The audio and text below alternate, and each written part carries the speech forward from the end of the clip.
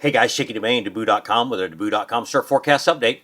This forecast update effective around 10 a.m. Eastern Standard Time on Friday, January 6, 2016, and starts you off with a little public service announcement, guys. We're excited to be a guest on the Still Just Fishing Show with Captain Vic Tyson and Captain Chip Davis tomorrow morning from 6 to 8 a.m. For those in the listening area, that's AM 600 on your dial.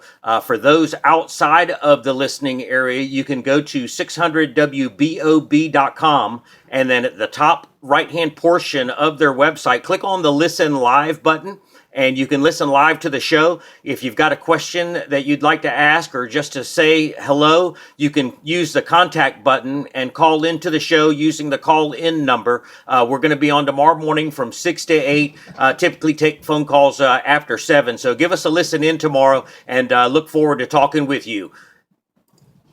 Going to start you off with single satellite imagery of what we've got happening, and then we're going to switch into the swell and wind forecast. For those of you tuning in for the first time, we are primarily a surf and marine forecast entity. During hurricane season, we track tropical systems as well, so we get a lot of followers that are non-surfers that follow our forecast during hurricane season.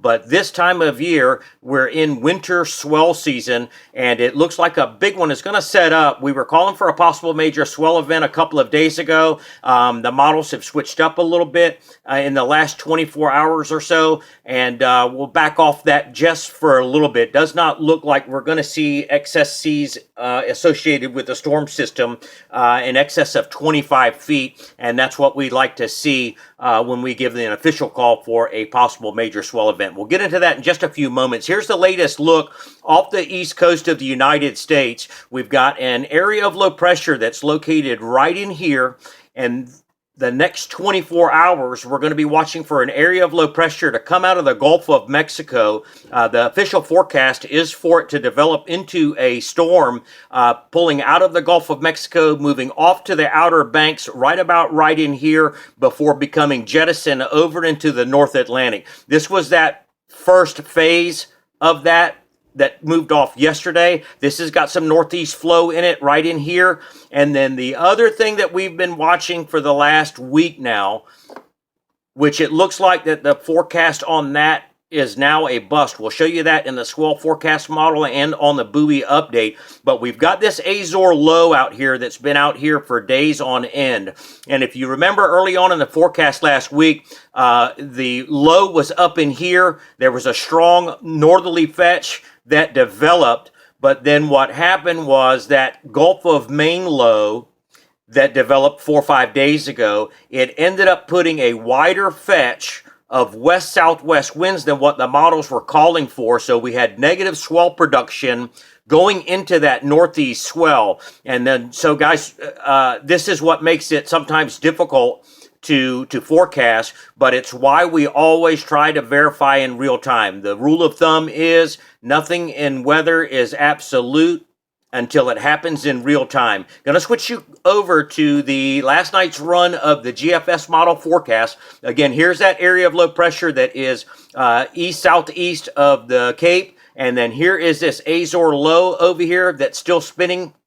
And again, going back to verify it in the imagery, here that is off southeast of the Cape, and then again the Azor low over here that's spinning.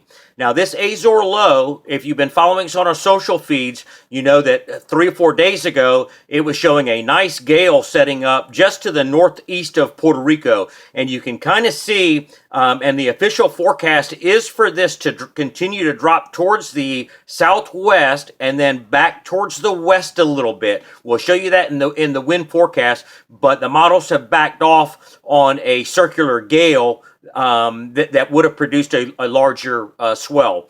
So here it is in the latest model run. We'll advance this for you fairly quickly. And then there's that storm moving off from the Outer Banks, south of Nova Scotia, and then over Newfoundland, and then up towards the south tip of Greenland, still showing a secondary area of low pressure developing in the front increasing some more northeast fetch as this high pressure moves in here towards the Outer Banks. Check out this Azor low now. We talked about this in yesterday's update. High pressure, spinning like this. We always like to think of this as a car tire, spinning like this. And then this is making contact with the ground whenever you have an area of low pressure like this. So this is tightening up the gradient in here, increasing easterly swell. Rotation is like this. Rotation is like this with the high pressure here, and then again, tight pressure gradient along the front, increasing northeast wind and fetch. We'll advance the model for you a little further. Now this gets into day 5. Still nice easterly fetch coming in here through the central Atlantic, but here comes the possible surf alert. Winds are going to start to switch offshore going into Wednesday, Thursday, and probably Friday.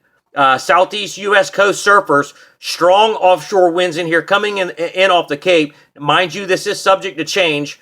We'll advance the model for you a little further. Winds become light along the east U.S. coast, except for maybe a little breezy down here onshore in South Florida. And then we get high pressure starting to build in. And look, the energy of this Azor low is still hanging out here. And we'll advance a little further going into day 10. And then look, the GFS wants to start to bring it back to life. This is going to continue to put a northeast fetch and northeast swell in the water, guys. And it looks like an extended period of rideable surf coming. Possible surf alert conditions setting up for southeast U.S. coast on Wednesday, Thursday, Friday. We'll show you that in the wind forecast here in just a few moments. We're going to leave it right there at about 9 days, guys, because outside of 5 days, we're still a little bit suspect.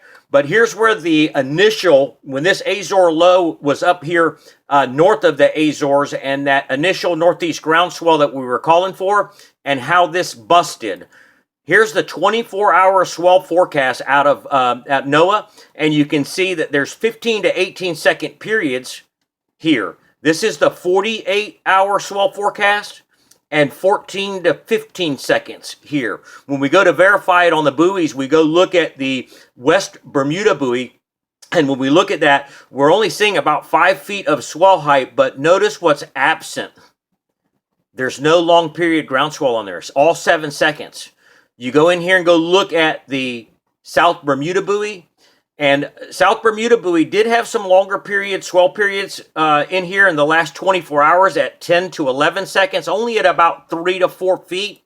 So unless I'm missing something here, it looks like the swell forecast, and again, this is NOAA swell forecast that we follow. It looks like it's a bust at the moment, that the increasing southwest flow that developed off the U.S. coast that's right up in here, because of that wider fetch, it blew west-southwest winds into that northeast ground swell, and that's what robbed everybody. All right, so let's go look at the latest wind forecast, guys.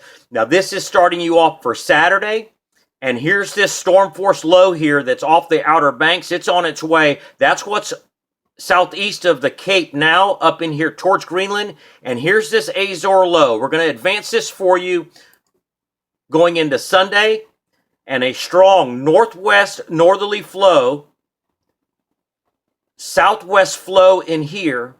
Look at this Azor low now. Keep your eye on this as we get in. So as we go into Monday, again, that wider fetch now aimed at the islands down here towards Puerto Rico.